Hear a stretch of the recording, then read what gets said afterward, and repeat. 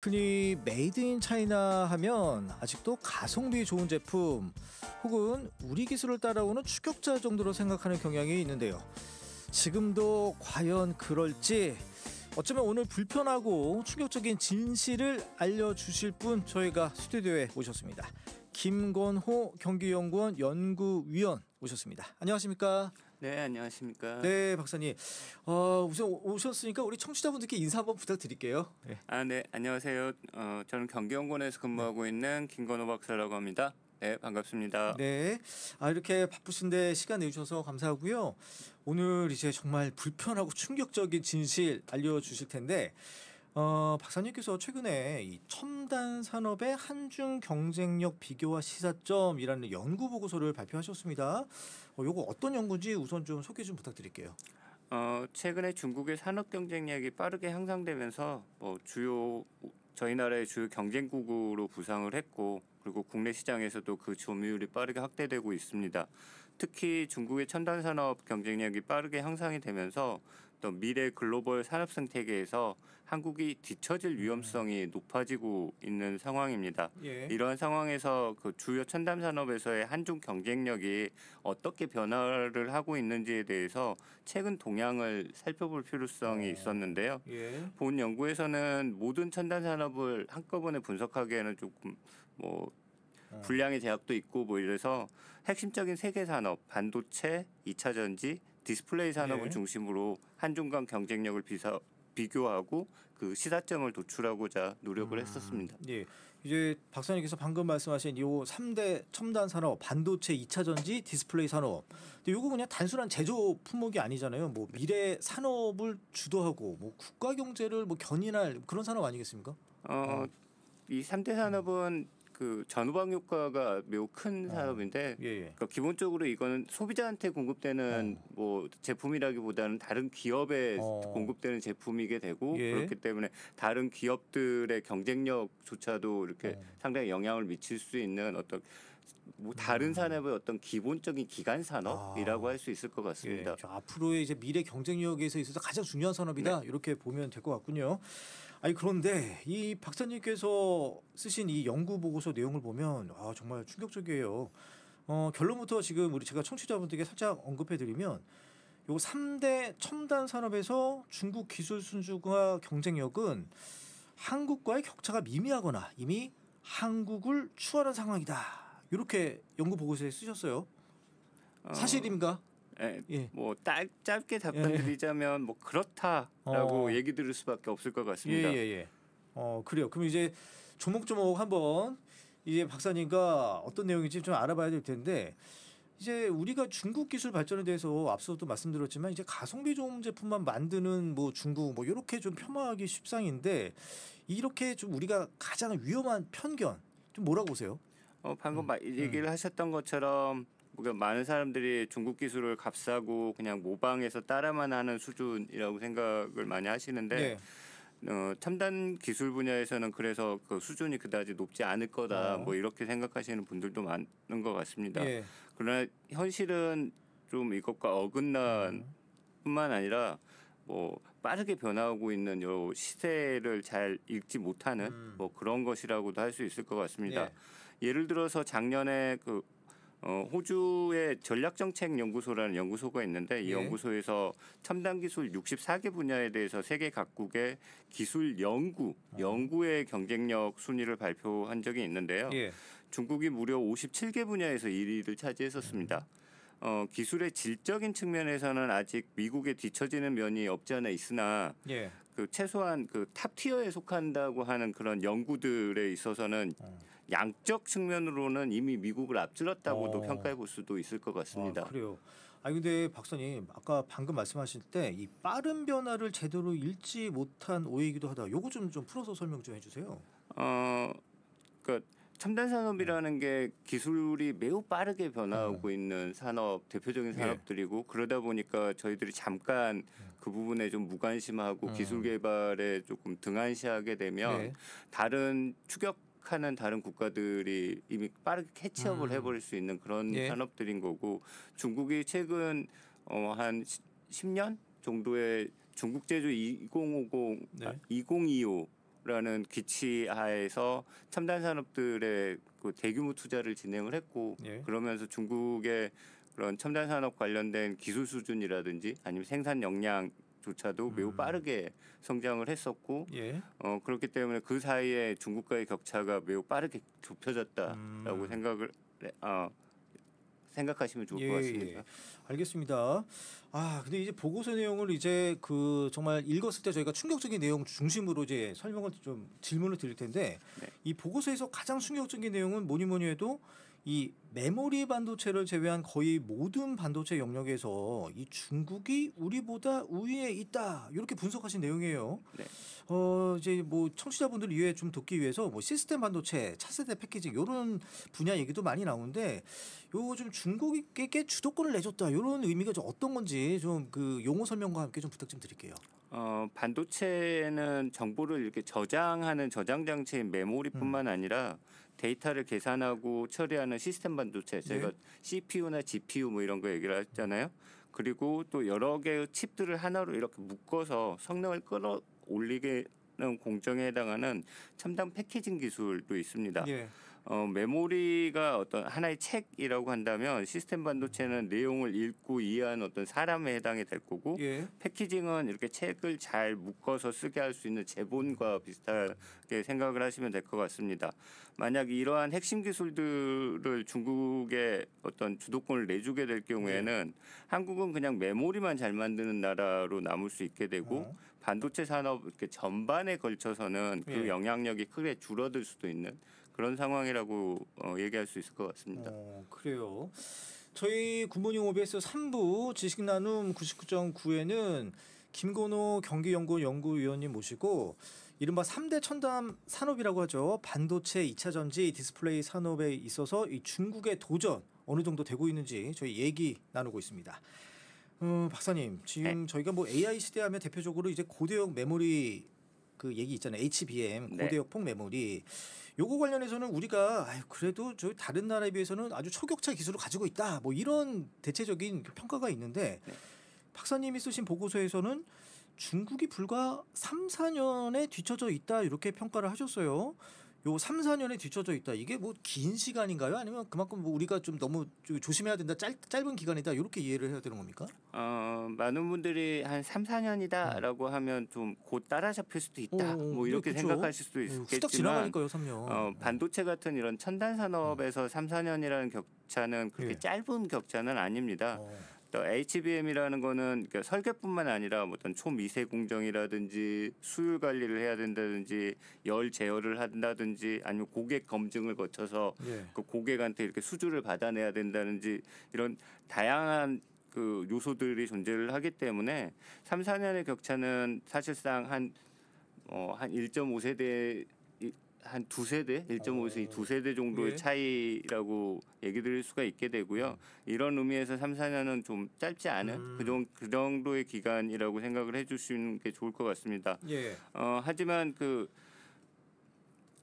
또한 그 중국이 이렇게 기술 개발도 하고 쫓아오기도 할 건데 우리도 그 기간에 아무것도 안 하지는 않잖아요. 놀지는 않을 거 아니에요. 그래서 저희 또한 차세대 기술 개발에 더욱 매진을 할 수 있기 때문에 그 격차가 또 벌려질 수도 있는 문제이고요. 다만 저희들이 좀 우려하는 지점은 중국이 막대한 R&D 투자도 하고 정부 지원도 이렇게 하고 있기 때문에 그 격차를 빠르게 좁히기 위해서 전 나라가 중국 전체가 중국 정부 주도로 이렇게 많은 노력을 기울이고 있고 그렇기 때문에 저희가 차세대 기술 개발에 조금 등한시하게 된다라면 주도권을 좀 빠르게 놓칠 수도 있는 그런 영역이다라고 얘기 드릴 수 있겠습니다. 아까 앞에서 얘기 드렸던 것처럼 첨단 산업이라는 게 워낙에 기술이 빠르게 변화하는 산업이기 때문에 한시도 이렇게 좀 등한시할 수는 없는 그런 영역이라는 거죠. 그렇군요. 이번에는 이제 반도체 위탁 생산 뭐 이거 파운드리라고 얘기를 많이 하잖아요. 요거 관련 얘기 좀 듣고 싶은데 뭐 많은 분들이 아실 거예요. 대만의 TSMC 이게 아주 독주 체제를 이루고 있고 그다음에 이제 우리 삼성전자가 이제 따라가는 모양새인데 중국 최대 파운드리 업체예요. SMIC. 요게 좀 많이 좀 쫓아왔습니다. 그럼 결국에는 우리가 대만과 중국에 좀 어떻게 좀 뒤치는 거 아니야? 이런 좀 그 우려 섞인 목소리도 있는데 어떻게 보세요? 그러니까 삼성전자는 어떤 뭐 3나노 같은 어떤 최첨단 공정 예. 에서 그 TSMC와 서로 직접적으로 경쟁을 하고 있는 반면에 예.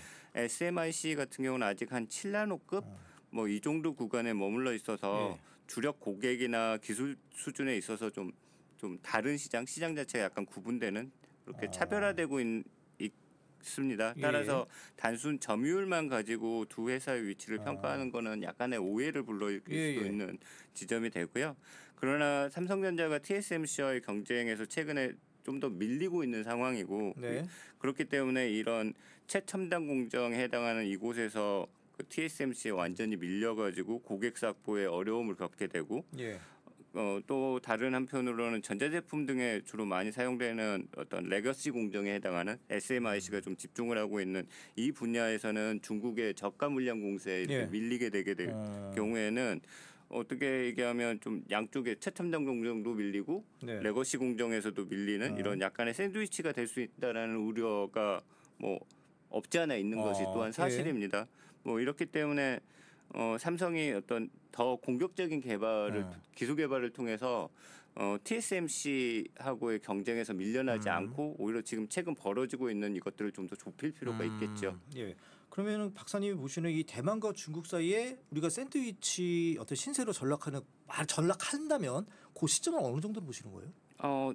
우리의 노력에 따라 다르겠지만. 그렇죠. 저희 노력에 따라 다르죠. 그러니까 어떻게 시점이라고 얘기할 수는 없는 거고요. 그러니까 핵심은 저희가 TSMC하고 경쟁에서 최근 밀려나고 있는 약간은 좀 점유율이 줄어들고 있는 이게 좀 현실이긴 한데 저희가 그 파운드리 쪽에 대해서 최근 삼성도 좀 많은 투자들을 하고 있고 아직 네. 좀 약간의 적자들을 보고 있긴 있지만 좀 더 투자를 하고 있고 그렇게 함으로써 TSMC에 밀려나지 않는 게 포인트인 것 같습니다. 예. 그리고 뭐 언제 밀려날 거 말 거냐 뭐 이렇게 예. 기대한 전망을 하는 거는 조금 약간 좀 무리가 무의미하네요. 있는 것 예. 같고요. 예. 그럼 이번에는 이제 2차 전지 분야 얘기 좀 들어볼 텐데 이 2차 전지 역시도 이 세계 시장을 중국이 장악하고 있다. 이렇게 박사님이 보고서에서 평가를 하셨습니다. 좀 얘기 좀 해주세요. 이것도 암울한 또 현실인가요? 2차 전지 같은 경우는 사용되는 더 원료가 뭐냐에 따라서 그 종류가 좀 나누어지는데요. 예. LFP 배터리라고 하는 거는 LFP. LFP 같은 경우는 리튬 인산철을 사용하는 배터리이고 예. 또 다른 게 유명한 종류는 NCM이라고 하는 니켈, 코발트, 망간을 사용하는 배터리가 있습니다. 네. LFP 배터리 같은 경우는 값이 저렴하고 안전성이 좀 높고 가성비 좋은 거. 수명이 길다는 장점을 갖고 있는데 중국이 가격 경쟁력하고 대규모 어떤 생산 공장 생산 역량을 바탕으로 전 세계 LFP 시장의 약 80%를 차지하면서 거의 준 독점적 지위에 올라서 있습니다. 근데 보통 LFP 배터리 하면 에너지 밀도가 좀 상대적으로 낮아서 만약 전기차에 사용될 경우에는 주행 거리가 짧다는 한계가 있었는데요. 예. 최근에 중국 그 배터리 업체들이 어떤 지속적인 기술 개발들을 통해서 이러한 단점들을 많이 개선한 상황입니다. 네. 그래서 2020년 정도만 해도 LFP 전기차의 주행 거리가 고급 NCM 배터리의 약 한 30% 정도 이렇게 좀 주행 거리가 짧았었는데 최근엔 그 격차가 한 10%에서 15%로 줄어들게 된 상황입니다. 예. 그래서 그러니까 어떤 성능 자체의 격차가 이렇게 줄게 되기 때문에 중국의 어떤 저가 경쟁력이라는 것들이 좀 더 힘을 발휘하게 되고 예. 그러면서 저희들이 그 시장을 내주는 하나의 예. 원인으로 작용을 하게 되었습니다. 그렇군요.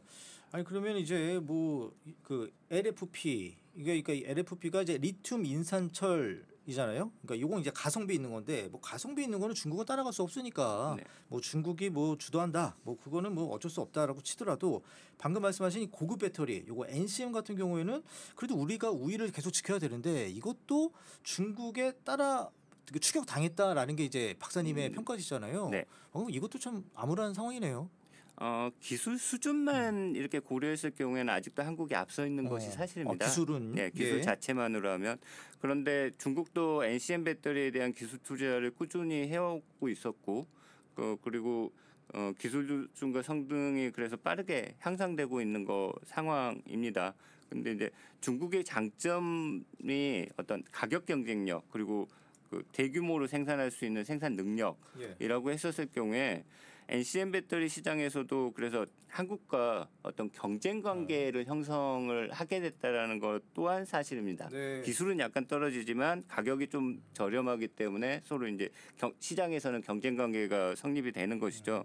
그래서 중국에 대해서 어떤 가격과 생산 규모를 가지고 어떤 경쟁하는 것은 좀 앞으로도 좀 쉽지 않은 그런 영역이 되고, 따라서 한국 기업들은 기술 개발에 있어 좀 더 공격적인 투자를 할 필요가 있다라고 생각이 됩니다. 그러나 중국의 2차 전지 1위 업체인 CATL 같은 경우에 24년도 작년도를 기준으로 하면 R&D 투자 규모가 대략 한 3조 원에 육박을 하는데 예. 한국 같은 경우는 한국 배터리 3사 합계가 3조 원을 약간 넘는 수준. 그러니까 중국 기업 하나가 저희 나라 기업 3개와 또 거의 맞먹는 네. 이 정도 수준이 되다 보니까 기술 투자에 있어서도 좀 밀리지 않느냐 뭐 이런 그 우려 또한 예. 없지 않아 있는 상황이 되고요. 근데 그렇다고 해서 저희가 2차 전지 산업 자체를 포기할 수는 없는 산업이 그렇죠. 되고, 그래서 어떤 각 기업들은 좀 더 많은 그 기술 투자를 해야 되고, 이에 대해서 정부는 좀 더 지원을 좀 더 해야 하는 예. 이런 상황이라고 할 수 있겠습니다. 예. 저희 굿모닝 OBS 3부 지식 나눔 99.9 지금 코너 진행 중입니다. 김건호 경기연구원 박사님 모시고 이 이른바 3대 첨단 산업이라고 하죠. 반도체, 2차 전지, 디스플레이 산업에서 이 중국의 도전 얼마나 지금 위협적인지에 대해서 지금 얘기 나누고 있습니다. 박사님 지금 뭐 문자도 들어오고 있는데, 아니 앞서 저희가 이런 얘기 했잖아요. 이제 중국은 이제 가성비 좋은 제품만 만들고 우리를 따라오는 추격자 정도. 근데 왜 이런 오해가 생깁니까? 이런 질문 주셨어요. 그러니까 약간은 예전에 이제 화웨이 같은 경우 좀 많이 얘기가 될 수 있겠는데, 화웨이는 뭐 그 중국의 실수라고 하면서 네. 가격이 매우 낮게 이렇게 하는 기업이다. 그런데 이제 한국 제품들에 비해서는 조금 질이 조금 떨어진다, 이런 인식들이 좀 팽배하다 보니까 예. 그런 약간의 오해들이 생기는 것 같은데, 예. 화웨이만 하더라도 최근에 아예 하이엔드급 이런 제품에서는 여전히 저희들이 조금 앞서 있긴 하지만 예. 한 중고가까지만 하더라도 한국 제품보다 뭐 질적으로 그다지 떨어지지는 않고, 예. 그러면서도 가격은 한국 제품에 비해서 한 20-30%는 싼 뭐 이런 상황이기 때문에 이제 시장에서는 상당한 경쟁력을 발휘하게 되고, 예. 그래서 이제 뭐 유럽이나 미국 시장에서는 그래도 아직까지는 약간 경쟁력이 한국이 좀 비벼볼 수 있는 네. 그 정도 수준인데, 뭐 동남아라든지 인도라든지 남미라든지 이런 지역에서는 오히려 한국이 크게 밀리는 그렇게 그런 상황이라고 할 수 있을 것 같습니다. 예. 박사님. 근데 지금 이제 앞서 말씀하신 이 3대 첨단 산업, 뭐 반도체, 2차 전지, 디스플레이 산업, 뭐 우리가 흔히 얘기하는 뭐 요거 OLED 시장 뭐 다 포함해 가지고 이 중국이 이렇게 좀 빠르게 성장하는 근본적인 이유가 좀 뭔지 좀 궁금해요. 뭐 중국의 저력 뭐라고 봐야 될까요? 중국의 저력하면 한 3가지 정도로 나눠볼 수 있을 것 같은데요. 예. 가장 큰 부분은 역시나 그 천문학적인 어떤 보조금이나 세제 혜택과 같은 중국 정부의 강력한 지원이라고 할 수 예. 있을 것 같습니다. 예를 들어서 수조 원이 드는 공장 건설 비용의 상당 부분을 중국 정부가 보조금 형태로 지원을 하게 되고, 네. 이렇게 되면 중국 기업들은 대규모 생산 라인을 아주 빠르게 구축을 할 수 있고, 또한 가격 경쟁력 또한 확보하는 데 큰 도움을 받을 수 있게 예. 될 것입니다. 둘째는 14억 인구라는 거대한 내수 시장인데 이것은 중국 기업들이 경험을 쌓고 생산 능력을 좀 더 키우고 이렇게 함으로써 세계 시장으로 진출할 수 있는 어떤 기반으로 역할을 할 수가 있게 되고요. 예. 마지막으로는 글로벌 장비나 소재 기업과의 어떤 협력들을 상당히 많이 하고 있는데 이를 통해서 기술 흡수가 상당히 빨라지고 있고 또한 광물부터 시작된 어떤 수직 계열화된 밸류체인을 구축을 하는 데 있어서도 상당히 예. 앞서 있는 그런 상황이라고 하겠습니다. 근데 뭐니 해도 이제 중국이 사회주의 국가라는 게 큰 장점일 수가 있겠네요. 그런 면도 없지 않아 그죠? 있습니다. 뭐 가자 하면 다 가니까. 네, 그죠? 그렇죠. 아. 정부 국가 전체적으로 동원해가지고 이 예. 한 분야를 성장시키는 데는 약간 효율적인 측면도 없지 않아 있습니다. 예. 아니 이제 박사님께서 이제 거의 끝날 시간이긴 한데 그래도 이건 좀 여쭤봐야 될 것 같아서 이 박사님께서 이 기업의 기술 혁신을 유도하기 위해서는 이 정부의 재정 지원 체계 개편이 필요하다. 직접 보조금 도입해야 된다. 요거 주장하셨거든요. 요거 좀 네네. 짧게 좀 정리 좀 해주세요. 정부가 어떤 이런 기업들의 를 지원하기 위해서 그간에는 세액공제를 좀 많이 사용을 해왔었습니다. 예. 근데 세액공제라는 거는 기업이 이미 투자한 뒤에 이익이 발생을 해야만 낼 세금을 조금 깎아주는 그렇죠. 예. 뭐 이런 제도이기 때문에 어떤 유동성이 좀 풍부한 기업들 같은 경우에는 이런 나중에 받을 수 있는 이런 지원이 어떤 투자 유인으로 작용을 할 수 있겠지만 예. 당장 돈이 필요한 기업에게는 약간 좀 한계가 있는 그렇죠. 그런 지원 방식이 됩니다. 근데 첨단 산업은 어떤 수십조 원이라는 막대한 자금이 투입되고 공장 건설에만 수년이 걸리는 어떤 장기 투자 프로젝트가 대부분이기 때문에 예. 공장이 다 지어진 뒤에 이익이 날지 안 날지 모르는 이 상황에서 나중에 지원을 해주겠다 이것만으로는 상당한 불확실성이 있게 되고 따라서 투자 결정을 해야 되는 그 시점에 현금으로 이렇게 직접적으로 지원을 해주는 것들이 기업의 불확실성도 줄여주고 초기 유동성을 공급해준다는 측면에서도 상당히 장점을 가지고 있다고 생각이 됩니다. 그렇군요. 박사님 끝으로 질문 하나만 더 듣고 오늘 코너 마무리하죠. 이제 우리 한국이 이 기술 패권 경쟁에서 좀 살아남기 위해서 어떻게 해야 될지 좀 한 말씀, 좀 당부 말씀 부탁드리겠습니다. 앞에서도 얘기 드렸던 부분인 것 같아요. 가장 핵심적인 포인트는 중국의 경쟁력 향상과 추격을 단순히 저비용이나 저품질 영역에 국한되어 있다라는 이 오해를 좀 불식시키는 게 가장 큰 부분인 것 같고요. 중국은 이미 막대한 투자와 정부 지원 그리고 세계 최대의 내수 시장을 바탕으로 첨단 산업이 빠르게 성장을 했고 단지 가격 경쟁력뿐만 아니라 기술력도 있고 시장 양산 능력도 있고 시장 검증을 할 수 있는 이런 종합적인 경쟁력 자체가 올라왔다라는 것을 저희가 좀 인정을 해야만이 그에 대한 대응도 좀 더 민첩하게 이루어질 수 있을 거라고 생각이 듭니다. 예, 저희가 굿모닝 오베스 3부 지식나눔 99.9 김건우 경기연구원 연구위원님 모시고 이 이른바 3대 첨단 산업이라고 하죠. 반도체, 2차 전지, 그리고 디스플레이 산업에서 이 중국의 도전이 과연 이 말뿐이 아닌 이 현실로서 다가온 만큼 우리 정부가 정부 주도로 해야 되는 거 아니겠습니까? 이 정부 주도로 정부와 기업이 어떤 협의를 해야 되는 거죠. 정부 기업들이 어차피 실행하는 거는 기업이지만 정부에서 그에 대해서 막 크게 지원을 그죠. 해줘야만이 그 기업들도 살아나고 저희 나라의 국가 경쟁력 자체도 올라갈 수 있을 거라고 생각이 됩니다. 알겠습니다. 여기까지 말씀 듣도록 하죠. 지금까지 김건호 경기연구원 연구위원이었습니다. 고맙습니다. 네, 저도 감사했습니다.